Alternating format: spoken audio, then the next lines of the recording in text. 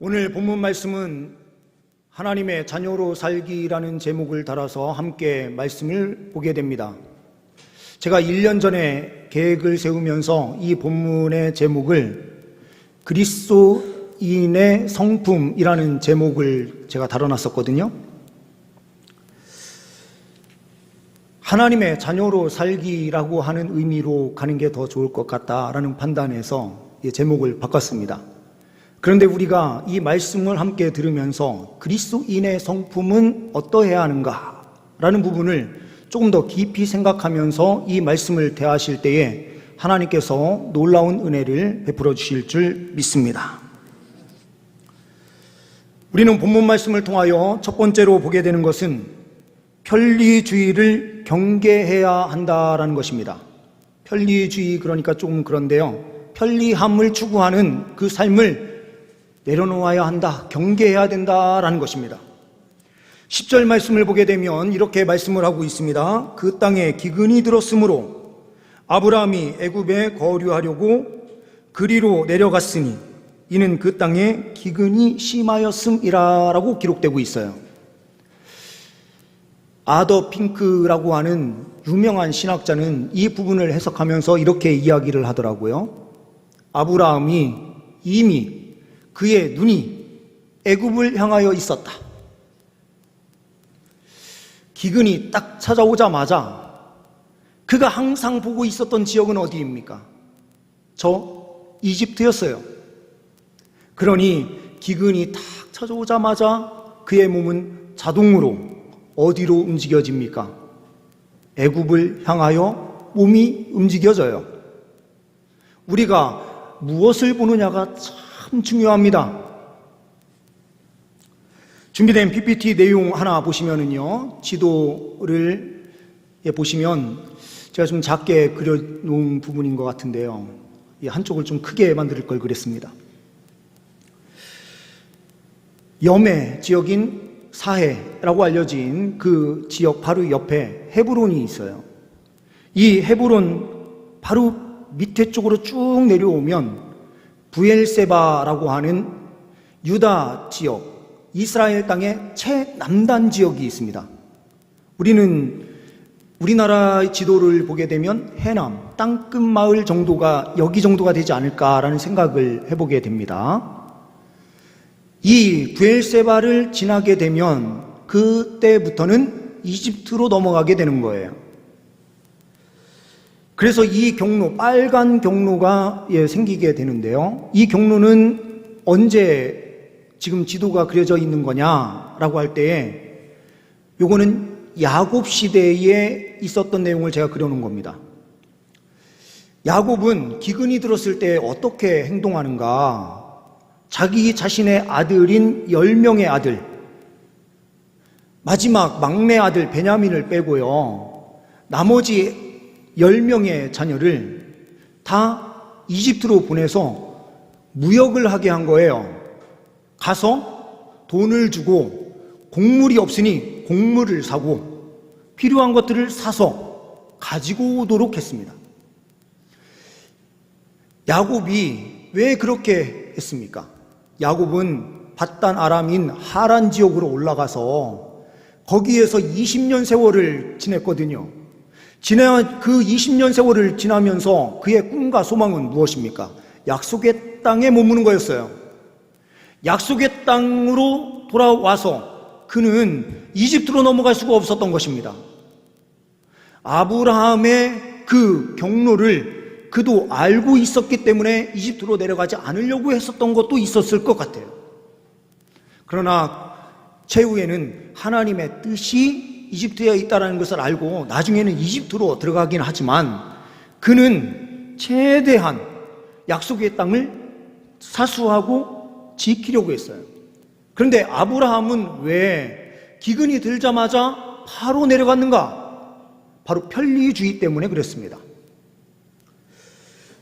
왜 편리주의입니까?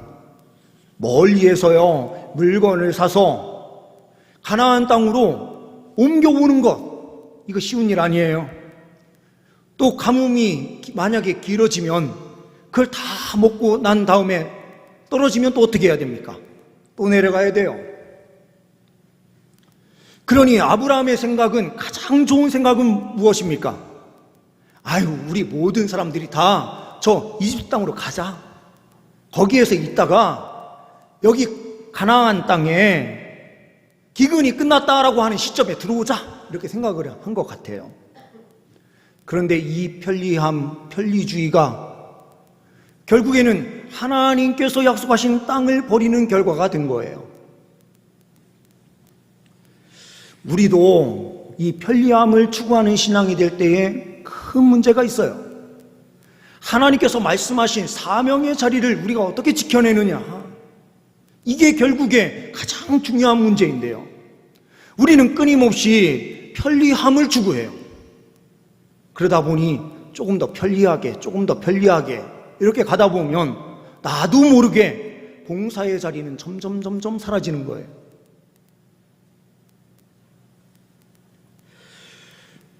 사무엘하 6장 말씀을 보게 되면요, 다윗이 13년여 정도 쫓기는 생활을 하잖아요. 사울에게 쫓기는 생활을 하다가 결국에는 블레셋에 의하여 사울이 죽고 다윗이 이스라엘의 왕으로 등극을 하는데요.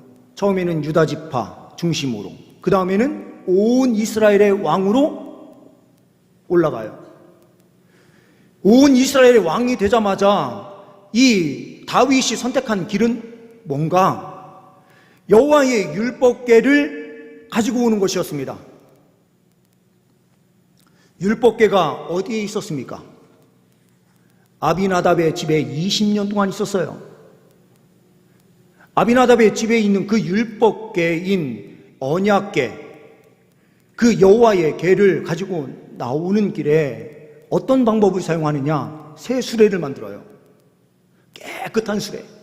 우리가 보면 참 하나님 그 임재의 상징으로 이야기하는 언약궤를 가지고 오기 위하여, 여호와의 궤를 가지고 오기 위하여 새 수레까지 준비하고 참 잘했네, 이렇게 생각을 할 수 있어요. 그런데 이 수레를 끌고 이 율법궤를 가지고 내려오는 순간 소가 갑자기 뛰면서 율법궤가 한쪽으로 쓰러지게 생긴 거예요. 그러니 그의 아비나답의 아들 한 사람이 손을 대어 그 율법궤를 탁 잡는 순간 어떻게 됩니까? 바로 죽어버렸어요. 이 광경을 보고 다윗이 베레스 우사라고 하는 그 명칭으로 그 땅의 이름을 부르기 시작했거든요. 그런데 이게 어떤 문제인가? 물론 하나님의 법을 잘 몰랐다라고 하는 문제점이 있어요. 율법의 그 말씀을 따라서 보게 되면 출애굽기 25장에 율법궤를 어떻게 이동시키게 했습니까? 여호와의 궤는 항상 고핫 자손인 그핫 자손, 그들이 어깨에 메고 이 율법궤를 이동시켜야만 했거든요. 그런데 하나님의 법이 아닌 방법으로 그 수레에 실어서 이동시키려고 하니 하나님께서 노하신 거죠. 하나님의 방법으로 해야 하는데 하나님의 방법이 아닌 인간의 방법으로 한 거예요. 그런데 이 인간의 방법이 어떤 부분이 또 있었느냐? 무지에서도 그랬지만 그 안에는 편리주의가 또 있었습니다. 아비나답의 집은 어디에 있었냐면 산에 있었대요. 사무엘하 6장 말씀을 계속 보면은 아비나답의 집은 산에 있어서라는 표현이 계속 나와요. 한마디로 제사장들이 올라가가지고요 그 율법궤를 메고 내려오려면은 얼마나 복잡해요. 그러니 수레를 이용하자, 이 생각도 있었을 것 같아요. 결국에는 편리주의는 하나님의 그 진노 가운데 있게 되는 거예요. 우리가 코로나 시기를 지나면서 모든 교회들이 다 유튜브 실시간 이 방송을 시작하지 않았습니까? 그렇죠? 물론 복음 전도의 목적, 믿지 않는 사람들 그리고 가난한 성도들에게 이 메시지를 전함으로써 그들이 주께로 나올 수 있는 발판을 만들기 위해서 지금도 우리가 실시간으로 이 영상이 계속해서 나가고는 있어요. 그런데 그 편리함에 의하여 성도들이여 예배를 나오지 않을 때에 뭘로 위안을 삼느냐? 이 실시간 유튜브 예배를 자기가 드린다라고 하면서 마음에요 편리주의를 통해서 안심을 누리는 수단으로 이것을 사용해요. 하나님께 진정으로 예배하는 수단으로 사용하는 것이 아니라 마음은 이미 딴 데 가 있어요. 하나님 앞에 진정으로 예배하지 않는 그런 삶이 있을 수 있다는 거죠. 편리주의는 결국에는 우리의 신앙을 망쳐버릴 수도 있어요. 하나님께서 원하시는 성품, 그리스도인의 성품은요 철저하게 하나님 말씀 앞에 순종하는 성품이에요. 우리가 하나님 말씀을 떠나 있는 성품, 거룩한 성품이 있어봐야 무슨 소용이 있어요? 하나님 말씀 안에서 우리가 거룩한 성품을 살아내고 하나님의 영광을 위하여 살아갈 때에 하나님께서는 그 그리스도인다운 모습을 기뻐하시는 거죠. 하나님 말씀 바깥에 있는 것은 아무 소용이 없는 것이거든요. 그런데 편리주의가 잘못하면 하나님 말씀 바깥으로 나아가게 쉽게 만들 수가 있어요. 일부 예배도 마찬가지예요. 일부 예배는 봉사자들을 위해서 우리가 일부 예배도 드리잖아요. 요즘은 일부 예배가 점점 많아지고 있는데요. 일부 예배 드리고 다른 데 가시라고 우리가 일부 예배가 있는 게 아니에요. 편리함을 위해서 일부 예배가 존재하는 게 아니듯이 마찬가지로 우리의 삶은 하나님 말씀 안에서 좀 불편함이 있어도 사명의 자리를 지켜내는 것, 그럴 때에 하나님께서 기뻐하는 하나님의 자녀로 우리가 서 있는 것 아니겠습니까?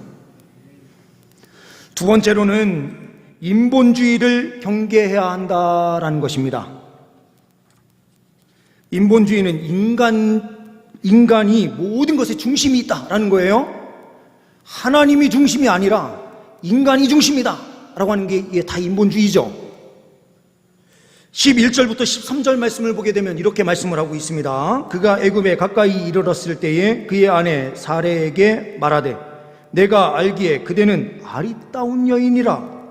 애굽 사람이 그대를 볼 때에 이르기를 이는 그의 아내라 하여 나는 죽이고 그대는 살리리니 원하건대 그대는 나의 누이라 하라. 그러면 내가 그대로 말미암아 안전하고 내 목숨이 그대로 말미암아 보존되리라. 우리 성도님들, 남자들의 그 말에 현혹되지 마세요. 사랑합니다. 아유 오늘따라 너무 이뻐. 이런 말 할 때 지금 무슨 결과가 나타나요? 아내를 팔아버리겠다는 겁니다. 이게 미사용어를 쓸 때가 참 문제예요. 결국에는 마음도 없는 미사용어.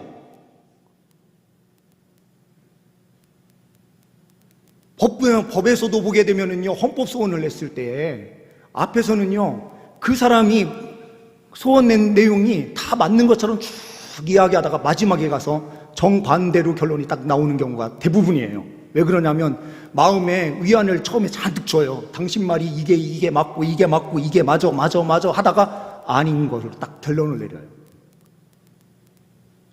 이게 미사용어가 참 사람을 어떻게 보면 미치게 만드는 것 중에 하나예요.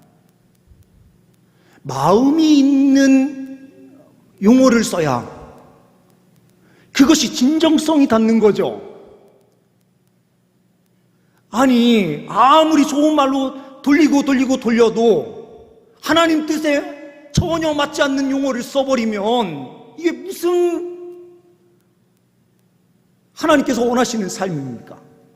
그렇게 해놓고 결국에는 거짓말하자. 하나님께서 말씀하신 그 내용에서 떠나는 순간, 우리의 편리를 추구하려고 점점 하나님 곁을 떠나는 순간 어떻게 되냐면요, 나도 모르는 사이에 세상의 거짓과 함께 가는 삶을 사는 거예요. 그러니 하나님은 온데간데 없이 인간적인 사고로 가득 채워지고요, 모든 생각이 전부 다 인간적인 생각인 거예요. 우리가 잘못하면 그런 삶을 살 수 있어요. 아브라함이 그런 삶을 살려고 지금 부르심을 받았습니까? 아니에요. 그도 하나님의 나라를 위해서 힘있게 살아간다고 작정도 하고 그렇게 모든 것 다 버리고 갈대아 우르에서 떠나서요 하란으로 올라갔다가 하란에서 하나님께서 너는 거기 머무는 것이 아니라 저 가나안 땅으로 내가 지시할 땅으로 가야 돼 라고 명령하자 다시 출발해서 가나안 땅까지 들어온 자기의 삶의 모든 것을 다 내려놓고 주님의 나라를 위하여 살겠다 결단하면서 새로운 삶을 살기 시작한 아브라함이에요. 그런데 그가 철저하게 인본주의가 돼버려요. 우리가 하나님 앞에서요 사람을 속일 수 있는 것처럼 우리가 그렇게 살아갈 때가 얼마나 많습니까? 하나님 중심이라고 우리 말만 하면서요 하나님 중심의 삶은 없어요. 철저하게 나의 욕망을 이루는 삶으로 나아갈 때가 얼마나 많습니까?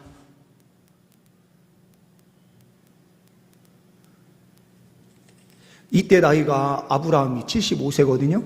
그럼 사라가 몇 세예요? 65세예요. 제가 이제 어렸을 때 시골 마을에서요 한갑잔치 하신다 그러면은 진짜 연세가 많이 드신 것처럼 보였거든요. 그런데 지금 한 80세 이상 되시는 우리 권사님들을 뵈면 이거 거짓말 아닙니다. 진짜 이게 60대처럼 보이세요?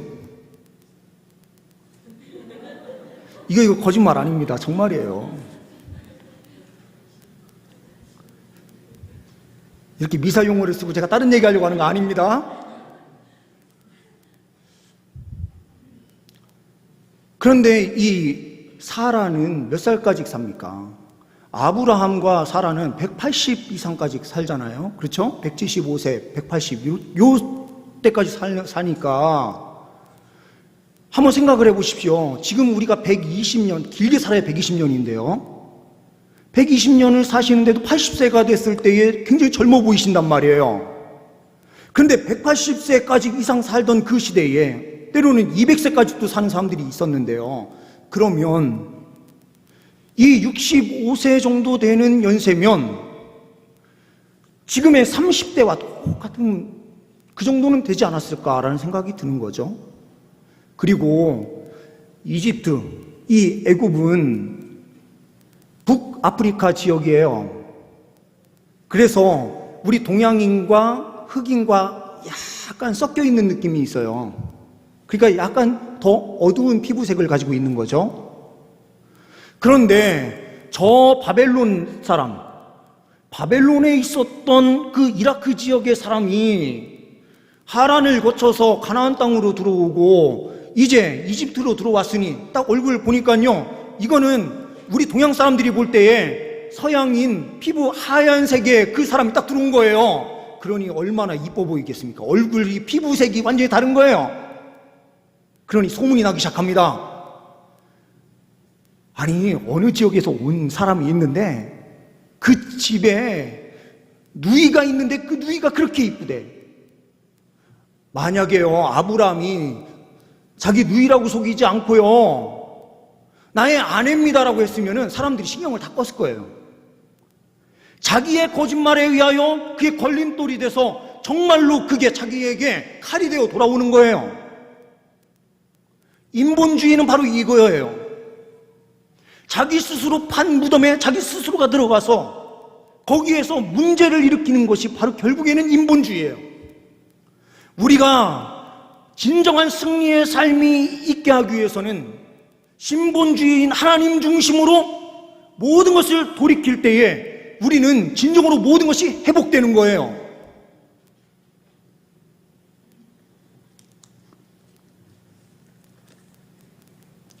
마지막으로 세 번째로는 무자각을 경계해야 된다라는 것입니다. 이 표현도 좀 어려운 표현인데요. 한마디로 우리가요 깨닫지 못하면 큰일이잖아요. 스스로 깨닫지 못하는 것을 경계해야 된다라는 겁니다. 어떤 것을 깨닫지 못하는 것을요? 하나님 뜻을 깨닫지 못하는 것을 경계해야 된다는 겁니다. 17절, 20절 말씀을 보게 되면요, 이렇게 말씀을 하고 있습니다. 17절에요, 여호와께서 아브라함의 아내 사레의 일로 바로와 그 집에 큰 재앙을 내리신지라. 20절 말씀에요, 바로가 사람들에게 그의 일을 명하매 그들이 그와 함께 그의 아내와 그의 모든 소유를 보내었더라. 이렇게 되어 있어요. 여호와께서 아브라함의 아내 사레의 일로라고 표현되고 있죠. 이 말씀에요, 왜 하나님께서 개입하셨습니까? 하나님께서 개입하신 이유는 아브라함과 사레를 통해서 하나님께서 약속을 해주셨기 때문이에요. 언약을 맺으셨기 때문입니다. 그 후손들을 통하여 결국에는 누가 오실 거기 때문에요. 예수 그리스도께서 오실 거기 때문에.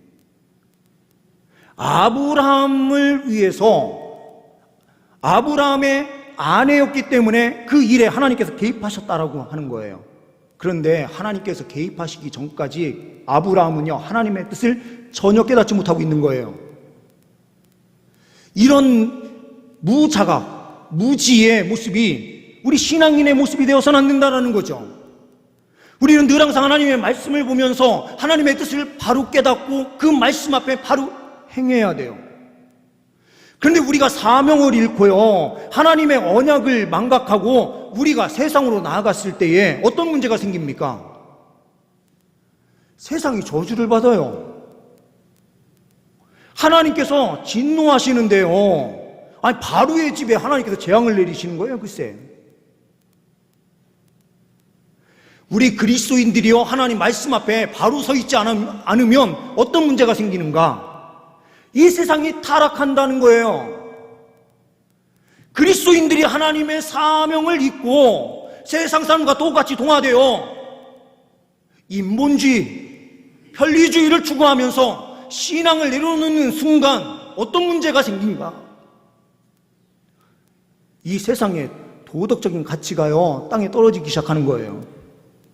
왜 이 세상이 이 모양입니까? 우리가 많이 기도하잖아요. 그렇죠? 하나님, 이 땅을 좀 변화시켜 주세요. 그런데 그 책임이 누구한테 있느냐? 성경은요, 그리스도인들에게 있다. 우리가 하나님 자녀답게 살지 못했기 때문에 이 세상이 타락한 것이다. 이렇게 이야기하시는 거죠. 그런데 우리의 실수 가운데서도 하나님께서는 친히 개입해 주실 때 어떤 역사가 펼쳐집니까? 회복되는 역사가 펼쳐져요. 이게 우리에게는 소망이에요. 우리는 때로는 실수할 일이 너무 많아요. 하나님께서 주신 가정을 진실하게 지키지 못할 때가 우리가 얼마나 많고, 세상 속에서 세상 사람들과 똑같은 모습으로 살아갈 때가 얼마나 많습니까? 그런데 하나님께서요, 언약의 가정 가운데 친히 임재하여 주셔서 하나님께서 그 가정을 회복시켜 주시는 거예요. 가정이 거짓으로 나가는 순간 큰 문제가 생겨요. 부부의 그 언약 안에서, 약속 안에서 서로가 진실하게 그 약속을 지켜낼 때에 아름다운 가정을 이룰 수가 있는 거예요. 그런데 그 안에 속임이 있고, 아내 몰래, 남편 몰래 라고 하는 이 몰래가 들어가는 순간 결국에는 심각한 문제가 생겨요. 이 사회가 왜 점점 성적으로 타락하고 이 세상에 이렇게 문제가 생기는가? 다 그리스도인들 때문이에요. 우리가 바로 서 있지 못하고 바로 기도하지 못하니 이런 문제들이 끊임없이 일어나는 거예요. 프랑스 나폴레옹이 오스트리아의 국경도시인 벨드리를 공격하기 위하여 한 장군을 보내요. 그 장군이 이 벨드리를 치기 위해서 준비를 탁 하고 있었을 때가 언제냐? 바로 부활절 전날이었습니다. 그 광경을 보고 시의회가 모이기 시작하는데 저녁 11시 넘어서 모이기 시작한 거예요. 그러면서 서로 막 논쟁이 일어나기 시작했습니다. 우리 나폴레옹과 싸워서는 우리 이 성을 우리 도시를 지킬 수 없으니 항복하자. 그 또 하나는 빨리 우리 모든 시민을 다 대피시키고 이 땅을 그냥 내려놓고 우리 도망가자 하는 주의. 또 하나는 무슨 소리야. 그래도 여기를 지켜야지. 죽는 일이 있어도 지켜야지. 막 이런 논쟁이 있었을 때였어요. 근데 12시가 넘어가고 부활절이 되는 그 날에 사제 한 명이 일어나서 이야기를 합니다. 오늘은 부활절이니 하나님께 예배합시다. 도망가고 뭐하고 그런 거 지금 이야기할 때가 아니고 하나님께 예배합시다 하고요, 교회에 종을 막 치기 시작했습니다. 모이라고.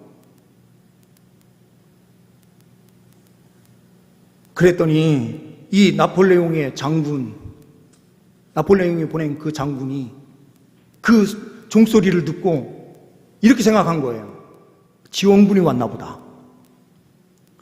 그럼 우리는 이 인원으로는 공격하기 어려우니 후퇴하자 해서 후퇴를 했다는 겁니다.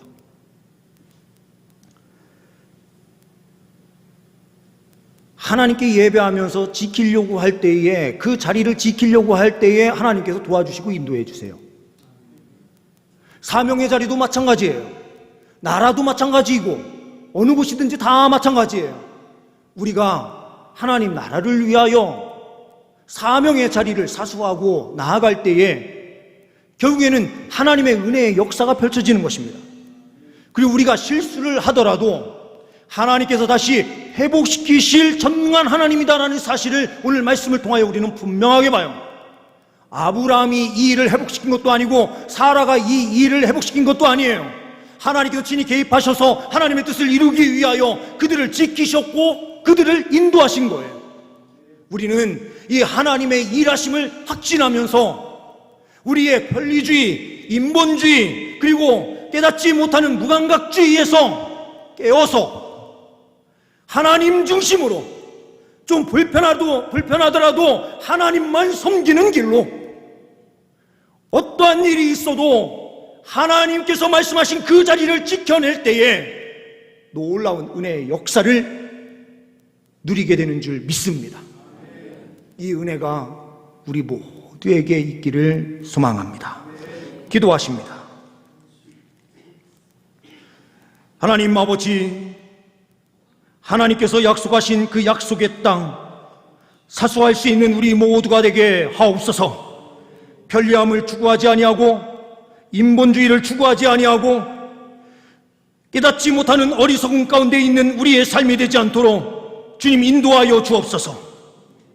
늘 항상 성령의 은혜로 함께하여 주셔서 하나님의 뜻을 보게 하시고 하나님 뜻 앞에 전적으로 순종하며 달려갈 수 있는 우리 모두가 되게 하옵소서. 우리 주 예수 그리스도의 이름으로 기도하옵나이다. 아멘.